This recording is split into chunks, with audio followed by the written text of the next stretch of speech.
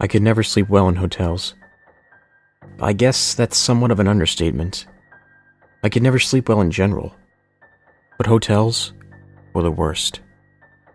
Just the thought that the previous occupant of this bed was a complete stranger was repulsive in my mind.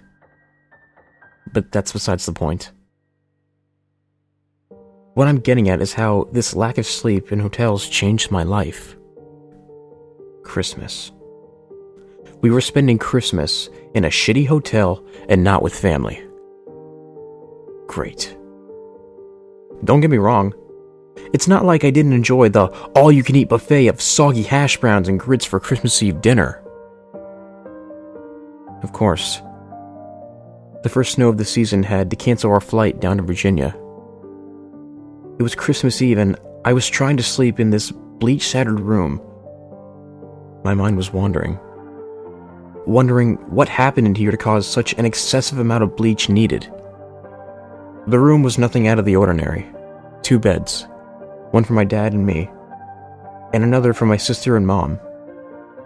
A bathroom, and a stained microwave that looked in need of a good dusting.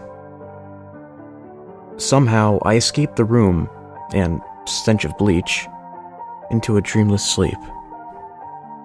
Waking up, I could tell it was early morning.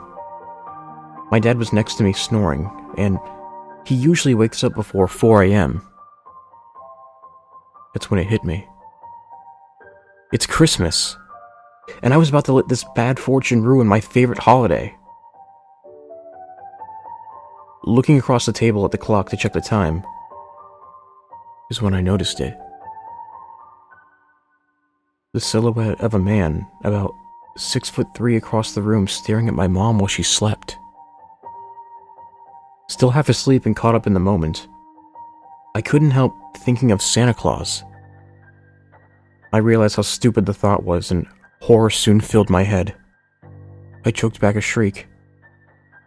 I knew I couldn't let him see me awake, so I quietly put my head back down, pretending to sleep.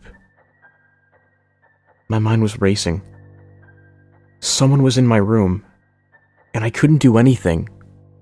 I was a scrawny 16-year-old, and this man looked built like an ox. I wondered if I could wake up my dad in time, but I knew that wouldn't work. He sleeps like a rock. A bucket of water couldn't get him up fast enough. I was practically in tears. I never felt so helpless. For a second time, I choked back a scream. He was standing next to me, and I could feel and hear his repulsive breath on my face. It smelled like he'd been eating rotten meat for a week, with no thought to brush his teeth.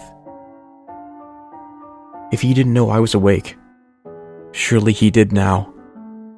Seeing my face was contorted in fear. The breathing stopped, and I couldn't help but breathe a sigh of relief. I would have kicked myself, but there was no need. I heard the room door open and close. I launched out of bed. Nothing in the room was in disarray, and my family was still asleep. That couldn't have been a dream. I couldn't have imagined it.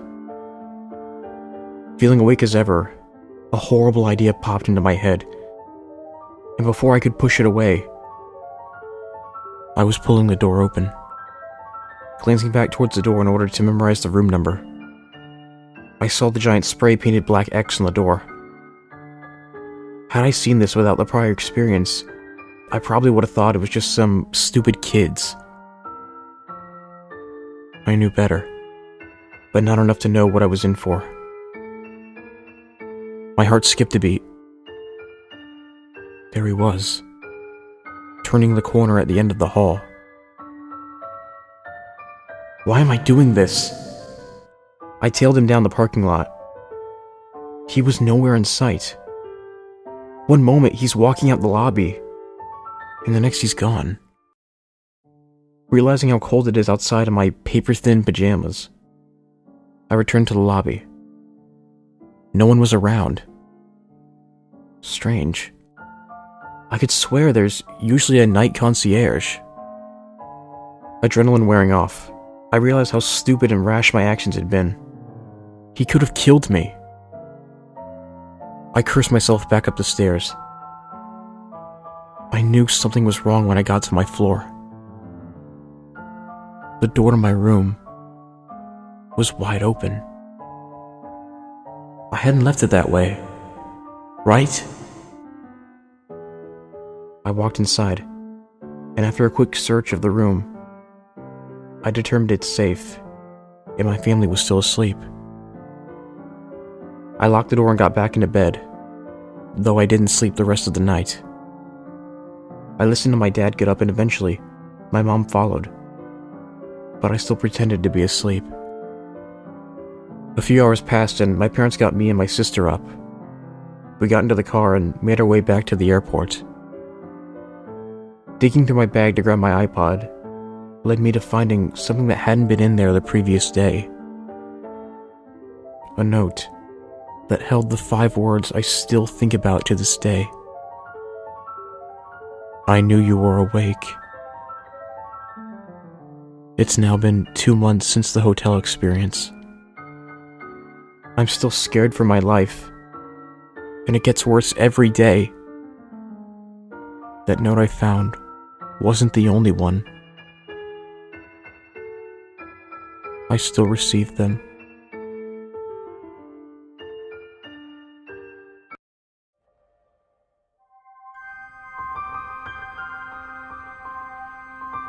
It's in the dustiest books that you may find the best stories.